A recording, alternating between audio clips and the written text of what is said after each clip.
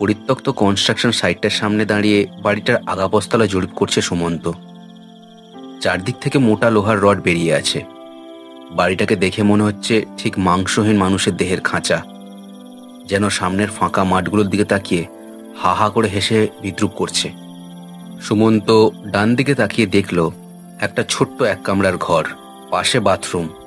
এটাই এখন থেকে তার বাসস্থান আগামী 1 মাসের জন্য। ভেবেই মনটা দমে যাচ্ছে তার। কানে ফোনটা চেপে দারোয়ান সর্বেশ্বরদাকে ফোন করলো সুমন্ত।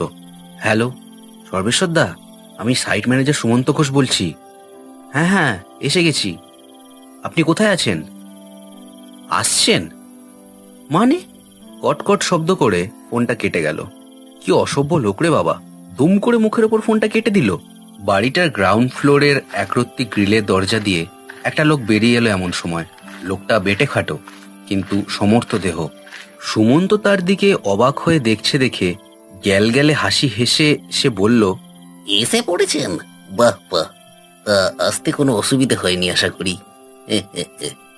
না না, অসুবিধে আর কিসের। বাস থেকে নেমে মাঠের মধ্যে দিয়ে টানা 1 ঘন্টা ভাঙাচোরা ঠেলা আর গাড্ডা দিয়ে এত দূরে এলাম। কি আর এমন কষ্ট হয় তাতে, তাই না?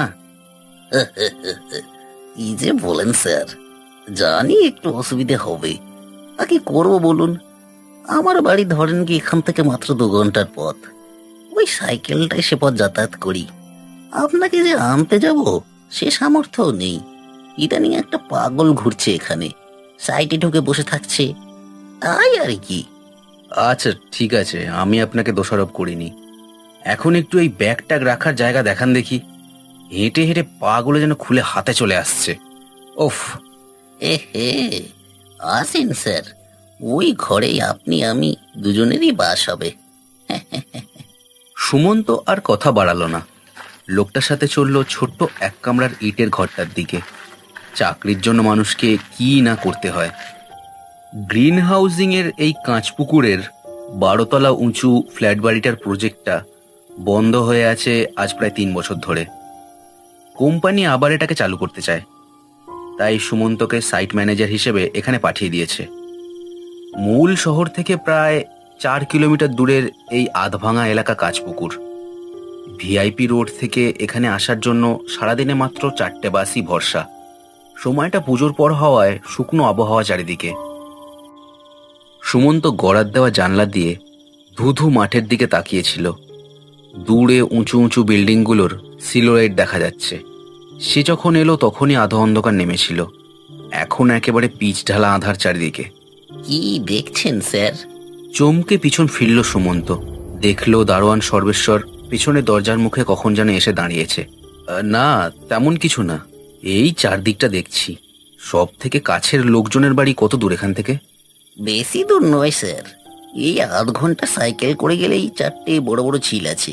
সেখানে সারা রাত মাছ ধরার জাল পাহারা দেয় ঝিলের লোকেরা। দেখো, এখানে আসার আগে আমি কোম্পানির এই সাইটটা সম্পর্কে কিছুই জানতাম না। শুনেছি 3 বছর আগে এর কাজ বন্ধ হয়ে গিয়েছিল। কেন বন্ধ হয়েছিল কিছু জানো? সর্বেশ্বর একবার এদিক ওদিক দেখে কি ভাবলো, তারপর গলা নামিয়ে বলে উঠল, ইয়ে স্যার, আমিও সেরকম কিছু জানি না। ওসব ছাড়ুন না, আসুন বাইরে, আগুন জ্বালিয়েছি। ঠান্ডায় দেখবেন দারুণ লাগবে। বড় স্যার আসার কথা আছে, তিনি সব বলবেন আপনাকে। সুমন্ত সর্বেশ্বরের সঙ্গে বেরিয়ে এলো বাইরে। আগুন জ্বলছে, পাশে রান্না চাপিয়েছে সর্বেশ্বর। টকবক করে মাংসের ঝোল ফুটছে, পাশে ধোঁয়া ওঠা উনুন।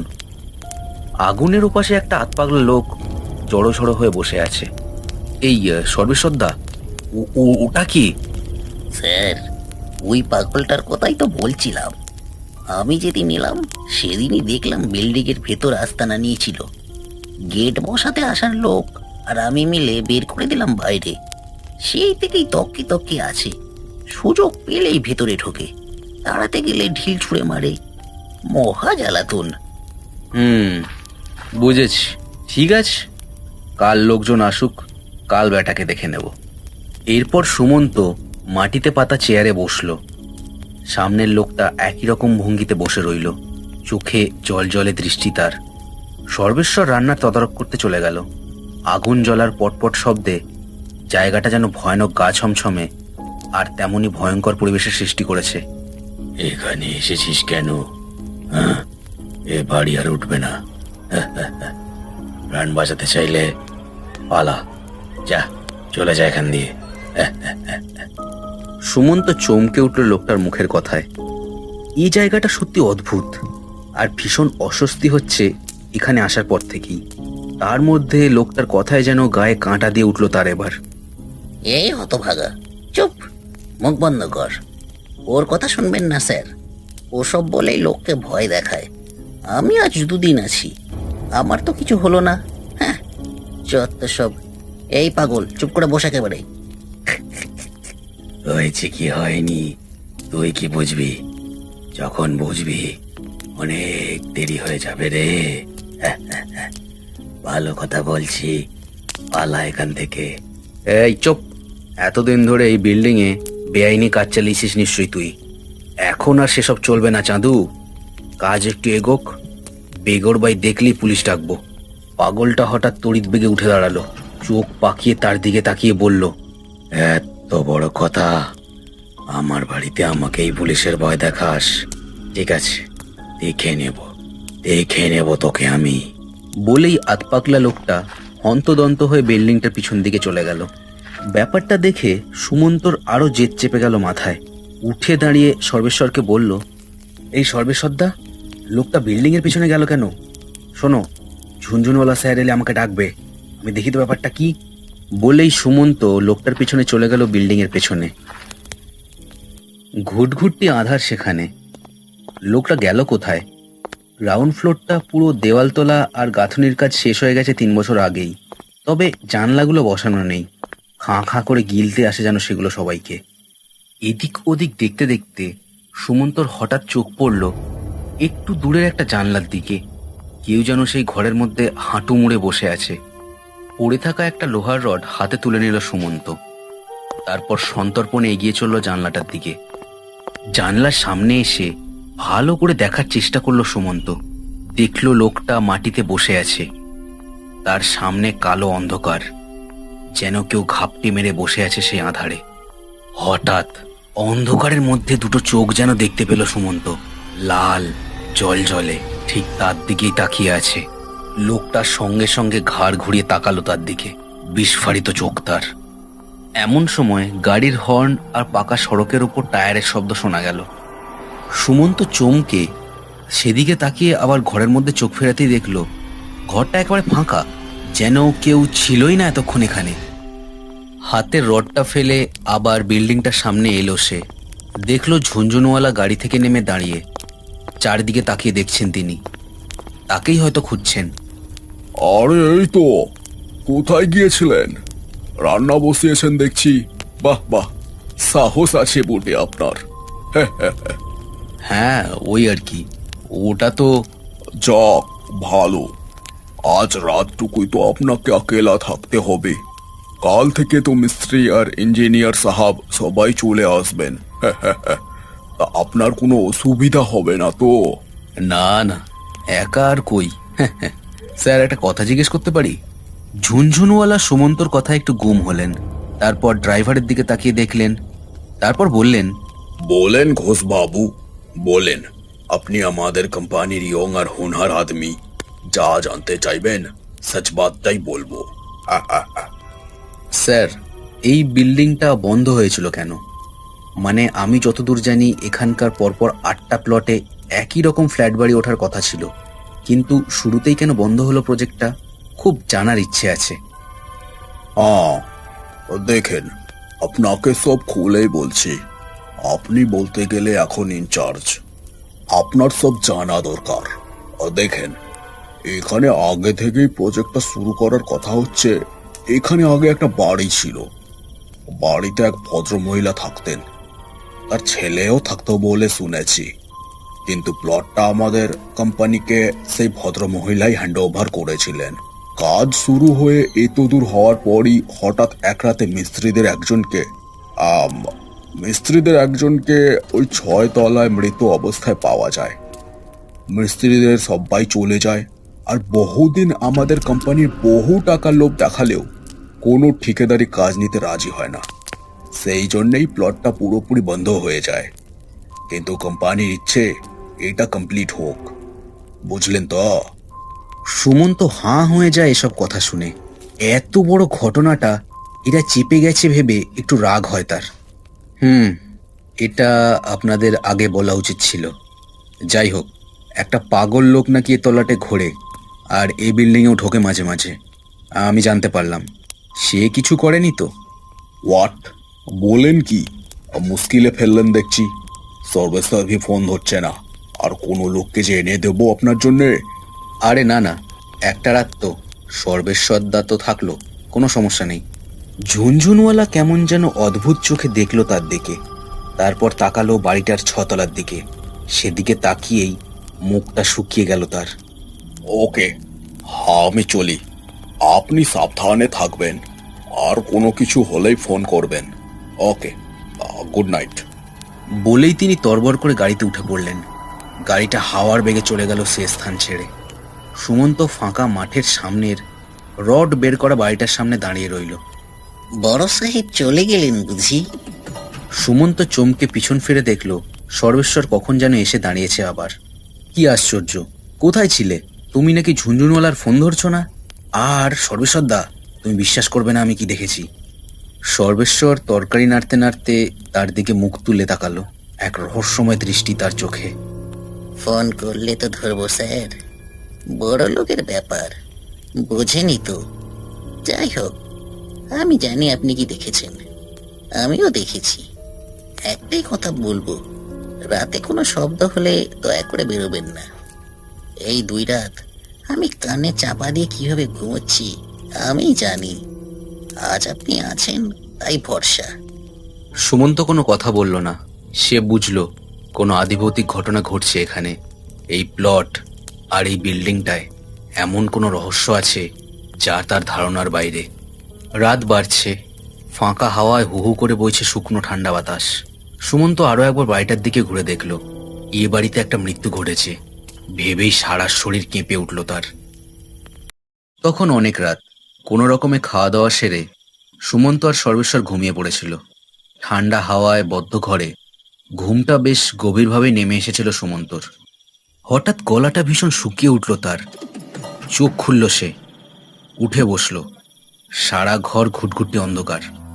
ঘরে ছোট্ট একটা বাল্ব জ্বলছিল, সেটা এখন বন্ধ। সুমন্ত চারিদিকে দেখতে লাগলো। এমন সময় মেঝেতে চোখ গেল তার। অবাক হয়ে দেখল সর্বেশ্বরের বিছানা খালি, যেন কেউ শোয়নি সেখানে।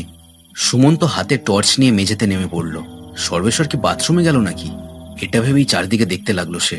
সর্বেশ্বর দা, সর্বেশ্বর দা, কোথায় তুমি? ঘরের দরজাটা ভেতর থেকেই বন্ধ। সেটা দেখে আরো ভয় পেল সুমন্ত। লোকটা কি হাওয়াতে মিলিয়ে গেল নাকি? হঠাৎ বাইরে থেকে একটা গোঙানির শব্দ শোনা গেল, যেন কেউ কারো গলা চেপে ধরেছে। সর্বেশ্বরের মানা উপেক্ষা করে সুমন্ত বেরিয়ে এলো ঘরের বাইরে। আওয়াজটা আসছে বিল্ডিংটা থেকে। সর্বেশ্বর দা, সর্বেশ্বর দা, তুমি কি ভেতরে গেছো? সর্বেশ্বর দা! তার চিৎকারটা বাড়িটায় ধাক্কা খেয়ে তার দিকেই ফিরে এলো আবার। ঠিক এমন সময় সুমন্তর চোখ পড়ল ছতলায়, যেন কারো ছায়া সরে যাচ্ছে। সুমন্তর গলা শুকিয়ে গেল ছায়াটিকে দেখে। সর্বেশ্বর দা, তুমি কি ছতলায় উঠেছো? সর্বেশ্বর দা! আবার সেই গোঙানির শব্দটা শুনতে পেল সে। সুমন্তর মনে হলো সেই পাগলটা হয়তো ভেতরে ঢুকেছিল, আর তার পেছনেই সর্বেশ্বর দা ছতলায় উঠেছে। মনে হতেই তড়িঘড়ি বিল্ডিংয়ে ঢুকে পড়ল সে। সিঁড়ি দিয়ে উঠতে লাগলো উপরে তাড়াতাড়ি। ঢালাই হওয়া খাড়া সিঁড়ি, রেলিংয়ের বালাই নেই, পা ফসকালেই বিপদ নেমে আসবে। সর্বেশ্বর দা, সর্বেশ্বর দা, কোথায় তুমি? গলা ফাটিয়ে চিৎকার করতে করতে সুমন্ত উঠে চলেছে। কুঙানির শব্দ ছাড়া আর কোনো শব্দই কানে আসছে না তার। দেখতে দেখতে সেই অভিশপ্ত ছতলায় উঠে পড়ল সুমন্ত। নিজেকে মনে মনে প্রস্তুত করলো সে কোনো ভয়ানক কিছুর সাথে মুখোমুখি হওয়ার জন্য।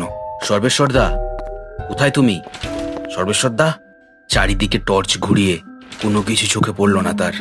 এমন সময় ক্যাঁচ ক্যাঁচ শব্দে সুমন্তর ঘাড়ে রোয়া দাঁড়িয়ে গেল। বাঁ দিকে আলো ফেলে দেখল একটা লোক সিলিং থেকে বেরিয়ে থাকা রডে ঝুলছে। লোকটার মুখে সরু সরু দাঁত, এক হাতে বাঁদরের মতো ঝুলে আছে সে। এই কে কে কে কে তুমি? এখানে কি করছো? লোকটা কোনো কথা বলল না, ঝপ করে লাফ দিয়ে নামলো। তারপর অদ্ভুতভাবে এগিয়ে এলো সুমন্তর দিকে। সুমন্ত দুপা পিছিয়ে গেল। লোকটার মুখে সরু সরু দাঁত, কুটিল হাসি সে মুখে। লোকটা যে এ পৃথিবীর জীবন্ত মানুষ নয় তার আলাদা করে বলে দিতে হয় না। হঠাৎ নিচতলার সিঁড়িতে কারো দমাদম পায়ের আওয়াজ পাওয়া গেল। সুমন্ত দম বন্ধ করে সেদিকে তাকিয়ে দাঁড়িয়ে রইল। লোকটাও জিভ দিয়ে দাঁত চাটতে চাটতে এক পা দু পা করে এগোতে লাগলো তার দিকে।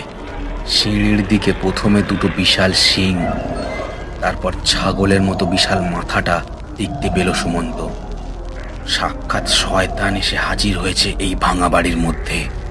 স্যার, স্যার, জলদি এদিকে চলে আসুন স্যার। সুমন্ত মাথা তুলে দেখলো সাততলার ল্যান্ডিং এ দাঁড়িয়ে আছে সর্বেশ্বর। তাকে হাতের ইশারায় ডেকে চলেছে। সুমন্ত পড়িমড়ি করে উঠে পড়লো সিঁড়ি দিয়ে। সর্বেশ্বরও পিছন পিছন দৌড় দিল তার। কি ভয়ঙ্কর বিভীষিকার মুখোমুখি যে হয়েছে তারা, তার কোনো কিনারা সুমন্ত সেই মুহূর্তে করে উঠতে পারলো না। স্যার, 7 তলার বাঁ দিকের একটা ঘরের দরজা আছে, জলদি চলুন সেদিকে।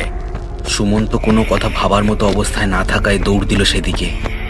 যা হোক করে সেই ঘরের সামনে পৌঁছতে পারলে বাঁচে। পিছনে তখন সেই ভয়ানক লোকটা মাকড়সার মতো বুকে হেঁটে আসছে। বাঁ দিকে বাঁক নিয়ে সুমন্ত এসে দাঁড়ালো ঘরটার সামনে, কিন্তু খোলা দরজার সামনে এসে পা জমে গেল তার। দরজার সামনে একটা দেহ পড়ে আছে, ঘাড় একদিকে কাত, হাত পায়ের মাংস খুবলে খুবলে খেয়ে নেওয়া হয়েছে তার। সর্বেশ্বরের দেহ। দেহটাতে কয়েকদিনের পচন ধরেছে।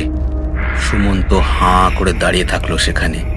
তার পিছনে তখন সেই শয়তানের মূর্তি, আর দেওয়ালে লোকটার পেট বুকে হেঁটে এসে দাঁড়িয়েছে। হঠাৎ শূন্য থেকে দুটো হাত এসে ধাক্কা দিল তাকে। সুমন্ত কিছু বোঝার আগেই পড়ে গেল ঘরটার মধ্যে। তড়াম করে দরজাটা বন্ধ হয়ে গেল সঙ্গে সঙ্গে। জ্ঞান হারাতে হারাতে দরজার বাইরে বিশাল ভারী পায়ের আওয়াজ আর রাগের আস্ফালন শুনতে পেল সুমন্ত। ধাক্কার চোটে চোখ বন্ধ হয়ে গেল তার। অনেক লোকের কথাবার্তায় চোখ খুলল সুমন্ত। উঠে বসে দেখলো দরজার ফাঁকা দিয়ে সূর্যের আলো ঘরে এসে পড়েছে। তাড়াতাড়ি দিনের আলোতে বাইরে বেরিয়ে এলো সে। দেখলো 7 তলার ঘরের বাইরে মৃতদেহটা নেই। কিছুক্ষণ পর গেটের বাইরে বেরিয়ে এলো সুমন্ত। দেখলো পুলিশ, কনস্ট্রাকশন লেবার আর ঝুনঝুনওয়ালা সবাই ব্যস্ত হয়ে চারদিকে খোঁজাখুঁজি করছে। তাকে দেখেই ঝুনঝুনওয়ালা লাফ দিয়ে তার দিকে এগিয়ে এলো। এ ব্যাপার ঘোষ বাবু, এসব কি? কোথায় ছিলেন আপনি? সর্বেশ্বরের এ হাল কে করলো? আমার তো মাথায় কিছুই ঢুকছে না। 2 দিন থেকে সর্বেশ্বরকে ফোন করছি আমি। এটা যে এখানে এসেছে সেটাই তো আমি জানি না। সকালে লোকজন এসে খুঁজে খুঁজে আপনাকে না পেয়ে বিল্ডিং এ ঢোকে। তারপর 7 তলায় একটা বন্ধ ঘরের সামনে সর্বেশ্বরের বডি। ও ভগবান, আমি এবার পাগল হয়ে যাব। থামুন সুমন্ত বাবু, কি ব্যাপার খুলে বলুন তো। বডি দেখে তো মনে হচ্ছে বেশ কয়েকদিন আগের মৃত্যু হয়েছে, নইলে আপনাকেই সন্দেহ করতাম। কিন্তু দেহটাতে দেখছি কামড়ানোর দাগও আছে। কি ব্যাপার বলুন দেখি। সুমন্ত হু হু করে জলের মতো কাল আসার পর থেকে কি কি ঘটেছে বলে গেল। শুনে পুলিশ অফিসারের কপালের ভাঁজ যেন আরো গভীর হলো। আপনি বলতে চান এই কনস্ট্রাকশন বিল্ডিং এ শয়তান আছে, প্রেতাত্মাও আছে? What rubbish! আপনি কি ট্রমায় আছেন নাকি এখনো, না খুব বেশি নেশা করেছিলেন? উনি ভুল কিছু বলেননি। খ্যাস খ্যাসে গলায় কথাটা শুনেই সবাই সেদিকে তাকিয়ে দেখল। সেই আধ পাগলা লোকটা ঘাড় তুলে বাড়িটার দিকে দেখছে আর কথা বলছে। কখন যে সে এসে দাঁড়িয়েছে কেউ বুঝতেও পারেনি। আমার মা বাবার মৃত্যুর পর খুব ভেঙে পড়েছিলেন। মনে প্রাণে চাইতেন যে বাবা যেন ফিরে আসুন। হাজার রকম ভাবে নিজেকে বুঝিয়ে যখন আর থাকতে পারলেন না, মৃত মানুষকে ফেরাতে শয়তানের দ্বারস্থ হলেন তিনি। কিন্তু ফল হলো সম্পূর্ণ উল্টো। বাবা তো ফিরলেনই না, বরং নরকের কালো অন্ধকার থেকে উঠে এলো এমন কিছু যার কোনো ধারণাই মানুষের সাধারণ বুদ্ধিতে আসে না। তারপরেই আমি ঘর ছাড়লাম, কিন্তু এ জায়গাটা ছাড়তে পারলাম না। সেই কালো শক্তিকে বসিয়ে আনার জন্য অনেক প্রচেষ্টা আমি চালিয়েছি, আজও চালাচ্ছি। আগের বার মিস্ত্রিটার মৃত্যুর পর ভেবেছিলাম এই জায়গাটায় আর কেউ আসবে না, সমস্ত কিছু শেষ হলো। কিন্তু আপনারা আবার এলেন, মৃত্যুলীলা আবার শুরু হলো। সর্বেশ্বর যখন 2 দিন আগে এখানে এসেছিল তখন আমি ওকে সাবধান করেছিলাম, শোনেনি আমার কথা। ঢুকে পড়েছিল রাত্রেবেলা ওই বিল্ডিংয়ে, তার জন্যই তার ওই পরিণতি। লোকটা এক টানা এতগুলো কথা বলে মাথা নিচু করে চলে গেল সেখান থেকে। পুলিশ অফিসারটাও সঙ্গে সঙ্গে তার পেছনে ধাওয়া করলো, হয়তো তাকে পাকড়াও করার জন্য। সুমন্ত তখন এক দৃষ্টে সর্বেশ্বরের মৃতদেহের দিকে দেখছে আর মনে মনে ভাবছে, নিজের যে পরিণতি হয়েছে সে পরিণতি হতে দেয়নি তার সর্বেশ্বর। একথা ভেবেই চোখে জল এলো তার।